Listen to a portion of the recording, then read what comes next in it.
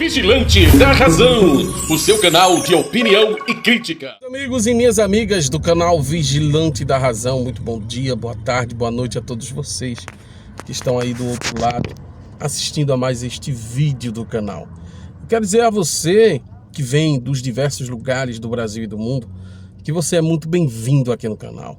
O canal Vigilante da Razão, apresentado por seu humilde criador de conteúdo, Denilson Douglas, este que vos fala, é um canal que trata sobre diversos assuntos relacionados ao ateísmo, agnosticismo, filosofia, um pouco de cada coisa para deixar você muito bem informado. E na ocasião do dia de hoje, eu estarei entrevistando uma pessoa que foi membro dessa grande empresa da fé. Essa pessoa vai trazer algumas revelações, até de cunho íntimo, para que você entenda a lavagem cerebral que acontece nos corredores da Igreja Universal e de outras tantas igrejas. Eu espero que você goste, fique comigo. E se você ainda não é membro, considere a possibilidade de tornar-se membro do canal. Forte abraço a todos os inscritos, fique comigo. Muito bem, meus amigos e minhas amigas do canal Vigilante da Razão, estamos aqui com uma pessoa que fez parte da Igreja Universal do Reino de Deus e tem aqui o seu testemunho para contar do que ela viu, do que ela ouviu, do que ela sentiu, do que motivou essa pessoa a fazer parte e, posteriormente, o que motivou ela a sair dessa instituição liderada e chefiada pelo magnata da fé, Bispo Edir Macedo. Então, ela pediu como condição para essa entrevista que não fosse identificada e assim nós respeitamos o seu pedido. Gostaria apenas de agradecer por essa gentileza de conceder essa entrevista ao canal Vigilante da Razão e que você possa aproveitar esta entrevista, você que está aí do outro lado, e quem sabe também se libertar, porque essa história de fazer parte da membresia de empresas da fé, nós sabemos que só beneficia apenas os seus líderes, os seus empresários, os protegidos dos líderes e por aí se vai. Mas, muito boa noite a você, minha amiga que está aqui nos concedendo essa entrevista. Eu quero já de antemão pedir para que você faça suas considerações. É claro que você não quer se identificar, fique à vontade. E a voz dela, inclusive, está sendo trabalhada aí pelos nossos efeitos sonoros, para que através da voz ela também não seja identificada. Mas muito obrigado pela sua gentileza em nos conceder essa entrevista, tá bom? Tá certo, tá ok. Será um prazer. Então vamos começar com a seguinte pergunta. Com quantos anos você conheceu a Igreja Universal e quem lhe apresentou a essa instituição? Boa noite mais uma vez. Eu acredito com uns 23 anos. Uma amiga apresentou a minha mãe e logo em seguida me apresentou. Foi consequentemente eu tinha me separado do pai do meu filho e vieram que lá eu conseguiria o pai do meu filho de volta. Então eu já comecei entrando na igreja por aí, né? Entendi. Então você enfrentava esse problema pessoal e as pessoas lhe procuraram e lhe ofertaram essa oportunidade. Você e sua família, você falou? Minha mãe, primeiro quem entrou foi minha mãe, através de uma amiga. E depois minha mãe me apresentou e eu comecei a frequentar com ela. Até então você tinha alguma experiência com outra religião, com outra denominação? Quando eu era bem nova, bem mais novas, eu cheguei a só frequentar aí para a Assembleia de Deus, Campo Recife. E o catolicismo teve alguma importância na sua vida, na sua infância? Também cheguei a frequentar a Igreja Católica. Tem um grupo jovem, eu fiz parte do grupo jovem por um tempo na Igreja Católica.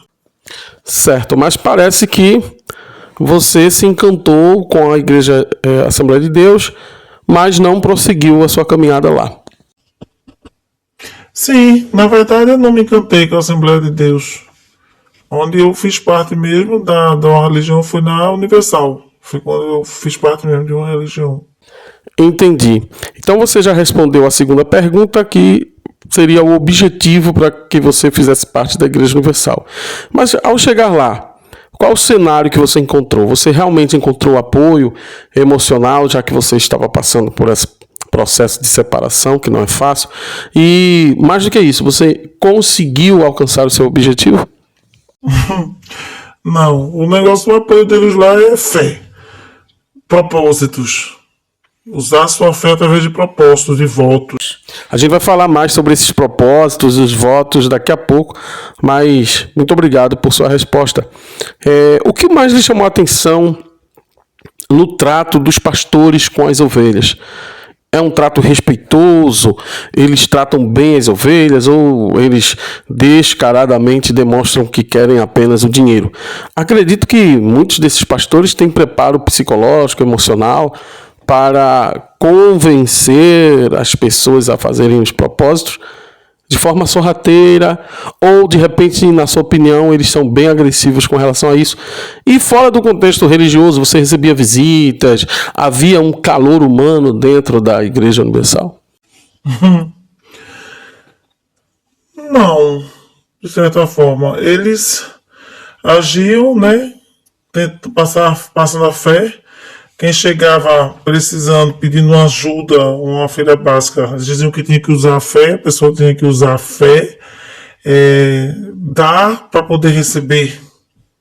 Era o que eu entendia, que eu via. Nessa época não tinha, assim, pelo menos de minha parte, não de ter agressividade. Não, só diziam que a gente tinha que fazer. O exercício da fé. Da fé. Exercício da fé. O que representa, no meu ponto de vista, uma certa pressão psicológica, né? Aquela questão de você ir com a manada e de você sentir um apelo social, né? A questão do apelo social. Se todos ou uma boa parte das pessoas participam, por que não você fazer parte também, né, desses propósitos e da questão do dízimo? Você era dizimista? Sempre foi dizimista? Sempre fui. Na verdade, eu sempre ia porque eu queria. Eu realmente buscava. Eu queria. Eu tinha muita fé. Eu buscava, eu insistia. Eu fazia propósito no sentido de conseguir realmente. Porque o que eles passavam era, se a gente fizesse a corrente direitinho, é tão tal, tão assim. Como você falou. Uma lavagem não, uma pressão que é propósito todo dia tem culto, todo dia é um propósito diferente e tipo, a pressão é você não pode quebrar, porque se você quebrar a corrente, acabou, se você perdeu, você vai ter que começar do zero, enfim. Eu ouvi alguém falar que a Igreja Universal se espelha muito na Igreja Católica. Com relação às promessas que existem na Igreja Católica, eles tentam aí, de certa forma, imitar o modus operandi da Igreja Católica. Mas, em sua opinião, assim, desde que você fez parte, você passou quanto tempo lá mesmo? Acredito que eu passei uns seis anos. Participava de tudo que era propósito. Em algum momento que você, de repente, não tinha condições, os seus recursos não eram suficientes para participar de algum propósito, isso foi bem aceito? Isso aconteceu e foi bem aceito pelos pastores? Ou, de repente, eles chamavam à parte aquelas pessoas que estavam presentes lá e, porventura, não participavam? Assim que eles podiam, eles chegavam perto, sim. Eles chegavam perto, eles procuram ter sempre bastante contato com as pessoas para poder ter essa intimidade, né, de falar que você tem que exercitar a fé, você tem que vender algo, você tem que dar o que você tem, algum objeto, algo de valor, mas você tem que fazer, porque se você não fazer, você não vai estar exercitando sua fé, você não vai ter o que você quer, o que você pede, o que você busca.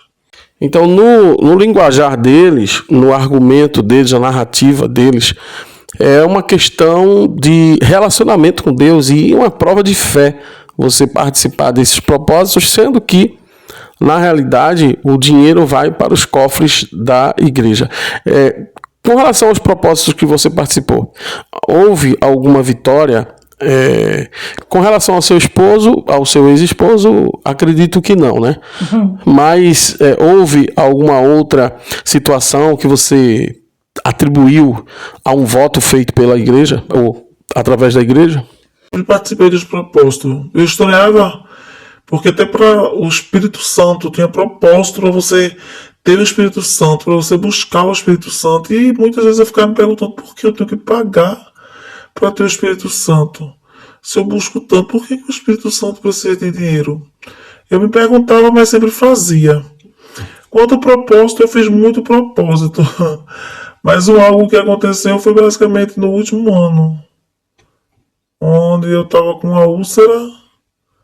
E eu dei realmente o meu tudo. Eu estava recebendo seguro-desemprego e eu acreditei muito que eu estava com essa ferida no meu estômago e cicatrizou. Tive a úlcera cicatrizada. Mas você fez o tratamento médico também concomitante juntamente com a sua fé? Eu não lembro na época se eu estava fazendo, se eu fiz algum tratamento, porque todo o dinheiro que eu peguei, eu realmente dei. Problema de úlcera, eu digo por experiência, né, já de ter estudado técnico de enfermagem, eu sei que é tratado com um remédio chamado omeprazol. É bem popular e eficaz no tratamento da úlcera. Você ao menos lembra de cartelas de omeprazol que você tomava mesmo crendo que o milagre poderia acontecer? Eu tomava muito omeprazol, tomei muito. Eu lembro o único remédio que eu tomava era o omeprazol. Minha mãe fazia também chás que o povo dizia que curava, que servia. Dieta, tive bastante dieta. E esse é o omeprazol, tomei bastante. Mas você, pela fé que você tinha, que não era uma fé fingida, era uma fé verdadeira, você atribuiu a um milagre de Deus. Na sua opinião, Deus precisaria de medicamento, precisaria de chás, precisaria de uma dieta restritiva para operar? Ou hoje você vê que milagres são milagres e o milagre chega aonde a medicina de repente não possa chegar, no seu ponto de vista hoje? Isso. Se é um milagre, não precisa de medicamentos. Não precisa de remédio. Se Deus realmente, se ele opera sem precisar da medicina. Quando você começou a desanimar na igreja, qual foi o momento da virada de chave que você começou a perceber que aquilo ali não era para você e que você deveria se afastar? Foi aos poucos ou foi de repente? Teve um fato específico ou foi a maturidade emocional, mental que chegou na sua vida? Foi um misto de tudo. E principalmente um fato muito forte, que foi um vídeo que foi postado do Bispo Macedo ensinando como os pastores deveriam fazer para enganar as pessoas. O famoso vídeo que foi veiculado pela TV Globo no final dos anos 90, mais ou menos na metade dos anos 90. Isso me despertou muito, porque eu buscava muito e não tive resultado algum. Se você quiser ajudar, amém. Se não quiser ajudar, Deus vai ajudar outra pessoa para ajudar, amém. Entendeu como é que é? Se quiser, bem, se não quiser, que se dane. Ou dá ou desce. Entendeu como é que é? É isso aí. Onde tá abrindo assim? Porque aí o povo vê coragem em você. O povo tem que ter confiança no pastor. O povo tem que ter confiança. Se você mostrar aquele xoxo, né? Aquela maneira xoxa, o povo não vai confiar em você para orar. Tem que ser o super-herói do povo. Exatamente, você tem que ser o super-herói. Pessoal, nós vamos fazer isso aqui, é o grande desafio. O valente, o macho. Agora, tem os outros, poxa, quanto tempo que eu queria isso, poxa. Eu tô cansado de ler a Bíblia, de ver tantas palavras e não acontecer nada na minha vida. Então esse vai ficar do nosso lado. Esse vai, é isso mesmo, tudo ou nada. Pai, põe tudo lá. Então ele vai ser abençoado. Quem embarcar nessa é abençoado. É abençoado. Quem não embarcar? Quem embarcar, sim. Entendeu como é que é? Então você nunca pode ter vergonha, não pode ter timidez. Peça que... E quem quiser dar, dá. Quem não quiser, não dá. E se não tiver alguém que não dê, tem um montão que vai dar. Tem que ser no peito e na raça. Tem que ser no peito e na raça. Porque o povo quer ver o pastor, o seu pastor, com coragem. O povo quer ver o pastor brigando com o demônio. O povo quer ver o pastor... O povo já tá cansado de falsa humildade do padre, né? exatamente. O padre é humilde, não dá nada, não oferece o nada. padre está daquela maneira assim, então, nós vamos lá, isso mesmo, e botar pra quebrar, então, vira cambalhota, faz...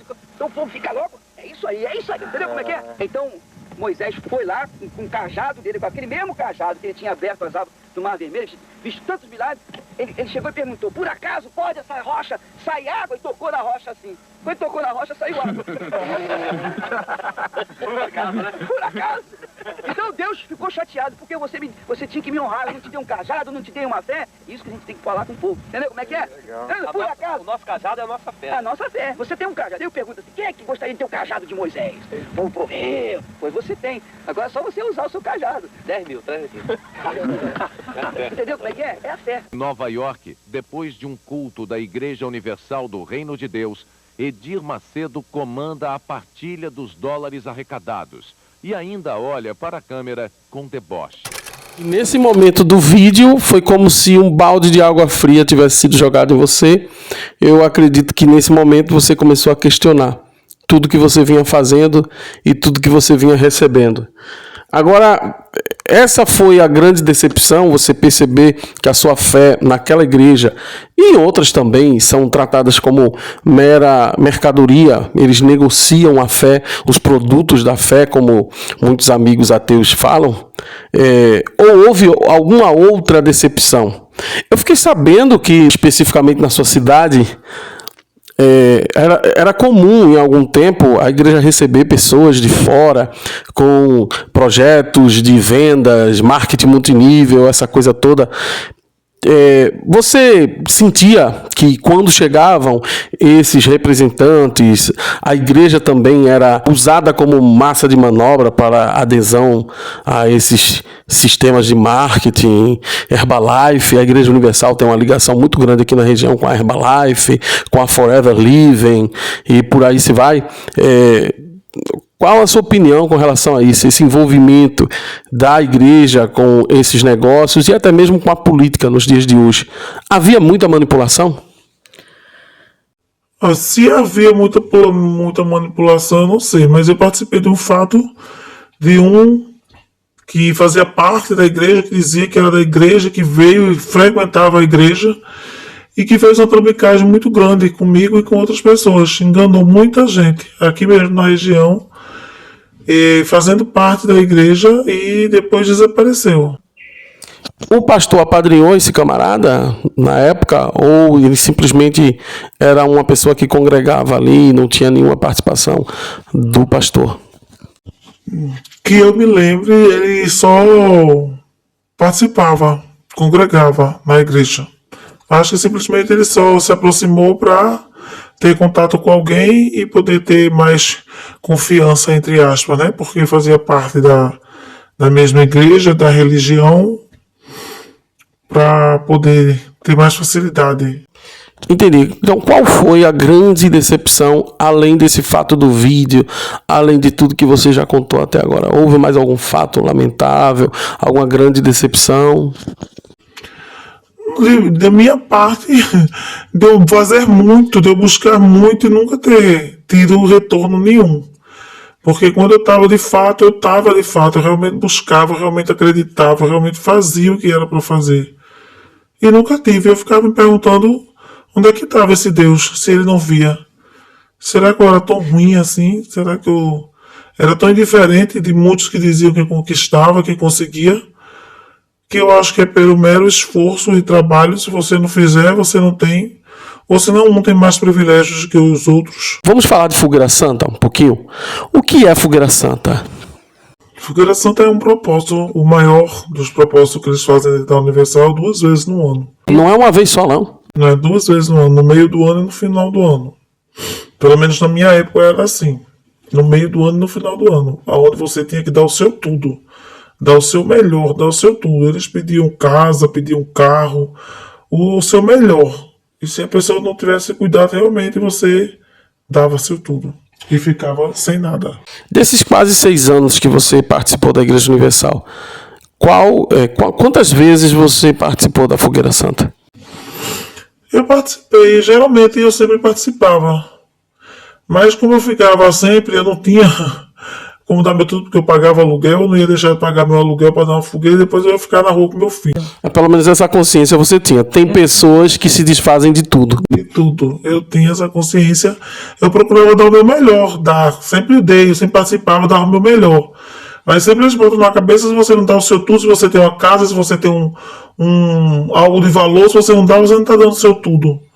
E isso foi me estressando e me deixando, me afastando, me decepcionando dessas coisas. Porque eu fui me perguntando para que Deus precisava de tanto dinheiro. Se ele era um espírito. Mas aí tem uma saída, viu? Tem um argumento que eles usam, não só os líderes da Igreja Universal, como outros tantos líderes usam.